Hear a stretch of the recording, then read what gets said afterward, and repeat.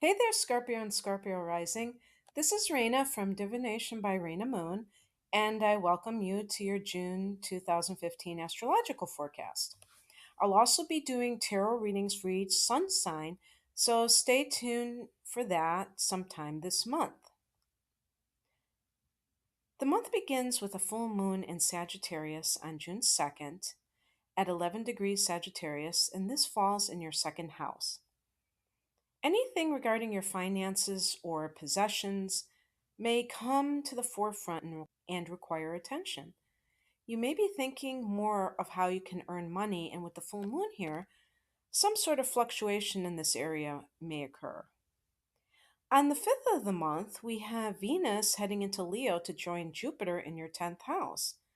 This gives you an extra shot of charisma when it comes to dealing with others on the career front. Jupiter has blessed you with more career opportunities and success in this area since last summer, and now you have an added pleasant influence as your own public relations agent. This is a great time to sell yourself and your ideas, and if you ever wanted to branch out and do your own thing and other factors support it, the universe seems to have your back. Mars will remain in your eighth house for several more weeks. Have you been in any arguments concerning joint finances or other possessions owned with a spouse or an inheritance in question? Although you might have a good case, it is best to be diplomatic rather than on the war path. On the 24th, Mars will enter your ninth house, and given that it is June, you may suddenly get the urge to take a summer vacation and travel. You may do this more on a mental level. So watch out for acting like a zealot on a soapbox. Saturn is currently in retrograde, but when it was direct, it had gotten to several degrees into Sag, which is your second house. Now it will revisit your sign, but this should only really affect those in late Scorpio, like November 18th to 21st, or those whose ascendant is around 26 to 29 degrees Scorpio. This transit in retrograde requires a fine tuning of your physical appearance. Is there something else you need to do to improve your body or appearance or how you look? Or you may need to take another look at your confidence levels and how you express your self esteem in dealings with others. Another planet, Neptune, will go retrograde in your fifth house on the 12th of June.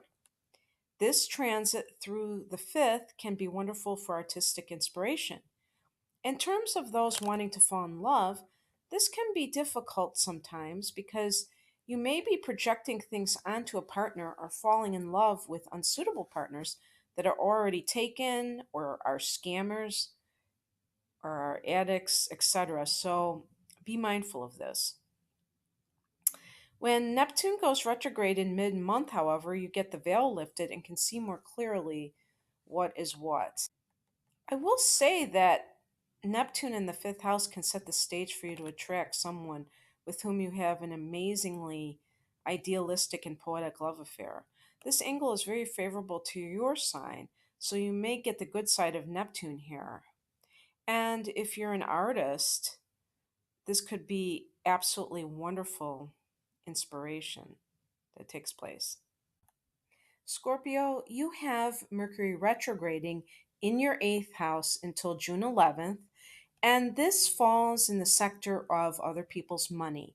It could be your spouse's income, it could be an inheritance that you are due to receive, it could be some sort of investment that you are going to cash in on or tax payout, something along those lines.